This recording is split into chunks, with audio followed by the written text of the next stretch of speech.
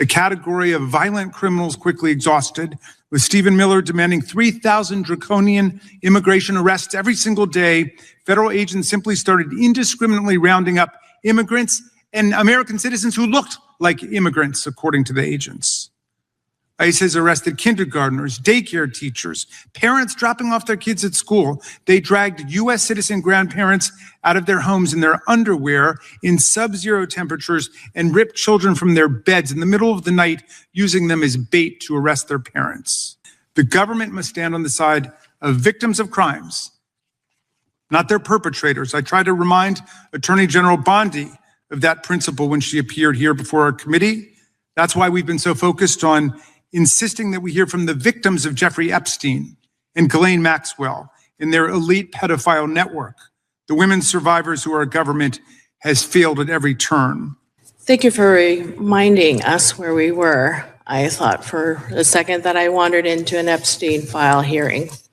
Now that I've been holding my arms open to what life has to offer me, I couldn't be happier. That was the last text from my daughter roughly 2 hours before an unlicensed, uninsured, illegal alien would run a stop sign, cross 3 lanes of traffic without looking, and collide with Carissa, slamming her head first into a concrete barrier. The driver then fled the scene with her boyfriend and aunt, not knowing if my daughter was alive or dead. My daughter was ambitious. She was enrolled in esthetician school. She quickly rose to the top of her class, landed jobs with high-end salons. She'd smile with confidence as she talked about her dreams of opening a skincare line based on beauty secrets around the world. She was very specific that her goal was to make quality skincare affordable for everyone, because everyone deserved to feel beautiful. I was so proud of the young woman that Carissa was blossoming into before my eyes. She would have done it too, because when my daughter put her mind to something, she achieved it. Now, she's minimally conscious, nonverbal, is wheelchair-bound, and eats through a feeding tube. She has very little cognitive control over her body. She communicates discomfort through grunts and moans, and at night she often calls out to me. I think she's afraid of the dark, or of being alone, or both. I don't know for sure, because she can't tell me. I know the pulse ox that monitors her vitals while she's sleeping says her heart rate is high when I walk in. Then I touch her arm and sing to her in those wee hours, and her heart rate goes back down and she goes to sleep. And to think we're the lucky ones. My little girl survived. I still get to kiss her. I still get to hold her hand. Many angel families don't get that. That blessing is not lost on me. For us, there is hope, regardless of what the doctors say, because my God is big and he happens to be in the business of miracles. But hope for the future does not erase today's reality. That reality is my daughter's care is now my full-time responsibility. Her medical needs are extensive. Her medical bills well into 7 figures and growing. The person responsible for this has contributed nothing.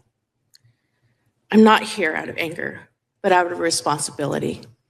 Responsibility to my daughter, and responsibility to ensure that what happened to Carissa is not simply dismissed as an unfortunate exception, but recognized as an all too common pattern.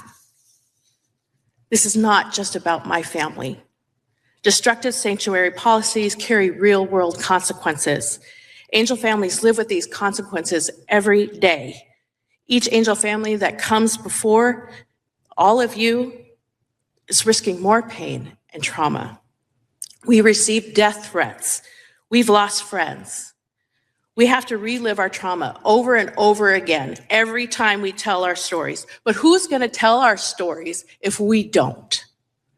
You'll never hear Carissa's story from Colorado Democrats like John Hickenlooper, Jason Crow, Brittany Peterson, or Joe Neguse.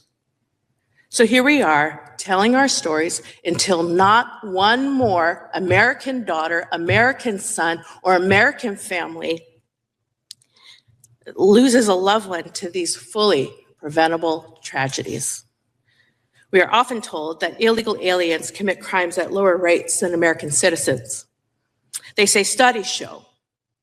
But when you start digging into those studies, they don't hold up under scrutiny. So let's talk about some statistics that we do know. Unlicensed drivers are estimated to have 5 times higher risk of being involved in a fatal crash. They are often involved in reckless behaviors, such as speeding and impaired driving, leading to higher rates of serious injury and fatalities. Colorado has one of the highest rates of uninsured drivers in the United States, with estimates between 17 and 20%. Of all uninsured Colorado drivers, about 25% are estimated to be unlicensed illegal aliens. Do you think that a driver is magically protected from these statistics simply because they're undocumented? Here's another factual statistic. Entering the United States illegally is considered a criminal offense under federal law. 100% of illegal aliens are criminals. We often hear that enforcement should only focus on the worst of the worst. My daughter was not harmed by someone that was labeled as the worst of the worst. She was harmed by someone who shouldn't have been in a position to hurt her in the first place.